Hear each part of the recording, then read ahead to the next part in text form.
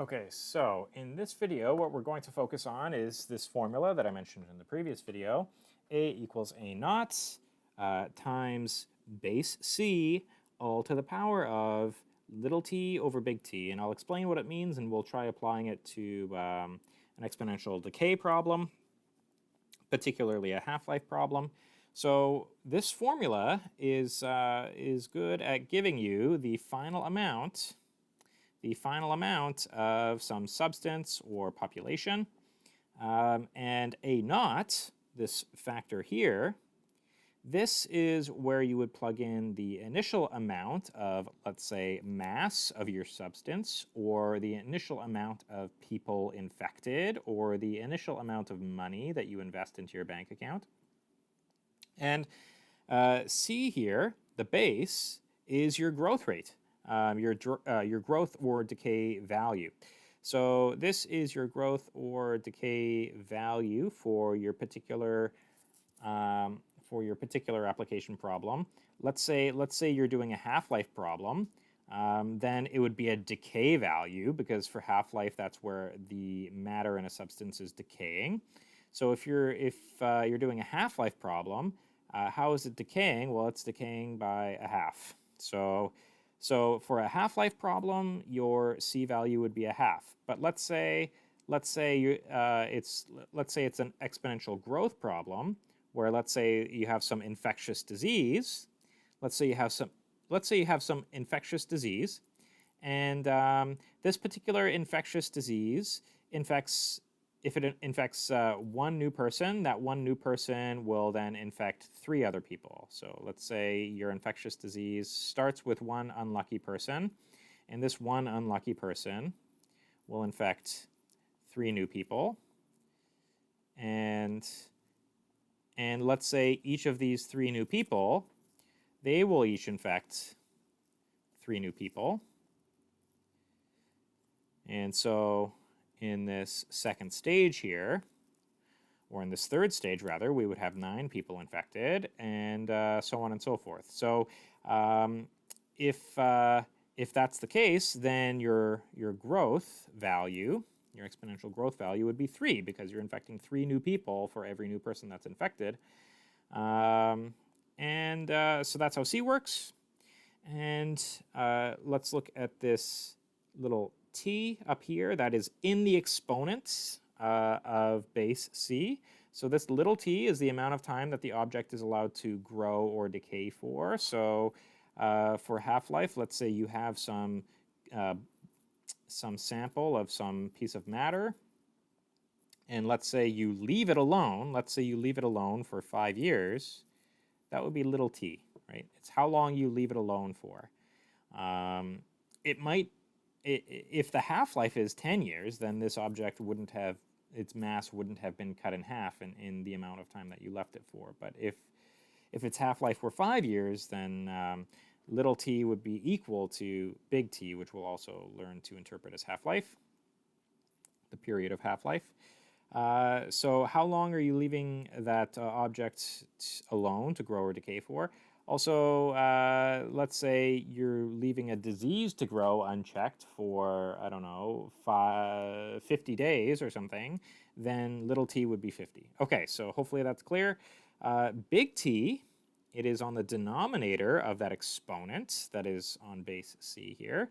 Big T is the period of growth or decay. So if it takes only 1 day for a disease, for one person to spread a disease to 3 new people, then big T would just be 1, or 1 day. If it takes 5 billion years for a substance to, if it takes 5 billion years for a substance to decay in half, then big T would be equal to 5 billion years. There you go. So that's what those parameters mean. Let's apply it. If that was all confusing, hopefully it will be less confusing in this application here. So here we have example number 4. I have some new substance called lilpumpium. So I just have a sample of this new substance, lilpumpium, and its half-life we've already measured its half-life. Its half-life is 50,000 years. So if I have an initial sample of Lilipumpium here, so I have just this sample, it's in a nice perfect little cube, then it would take 50,000 years. It would take 50,000 years for this substance to be cut in half, to decay into a half of its original mass. So let's say it was originally 1 kilogram in mass. It will only be a half kilogram in 50,000 years. But we're not starting with 1 kilogram, actually. Instead, we're starting with 75 kilograms. So if we're starting with 75 kilograms, it would take 50,000 years eventually for this particular substance to be cut into 37.5 kilograms, right? Half of that original mass. But here's the question. So we know big T, it's the period of half-life, it's 50,000 years. So here's the question. How much Lilipumpium will remain after, sorry, this is a new loaner computer, so I'm not fully comfortable with the controls. How much Lilipumpium will remain after 15,000 years? So we won't experience a full half-life here, and so we can expect that there will be more than 37.5 kilograms left, right? Because we're not even waiting a full half-life. We're only waiting a small portion of that half-life. So how much will remain? Well, let's identify all of our values more clearly on the side here. So we want to know A, which is the final amount, how much will remain. We know A naught, which is the initial amount. The initial amount is 75 kilograms. We know its growth or decay value. Here it's a decay value. It's a half, because we're dealing with a half-life question. We know little t. Little t is how long we're actually waiting for. So here we're waiting 15,000 years.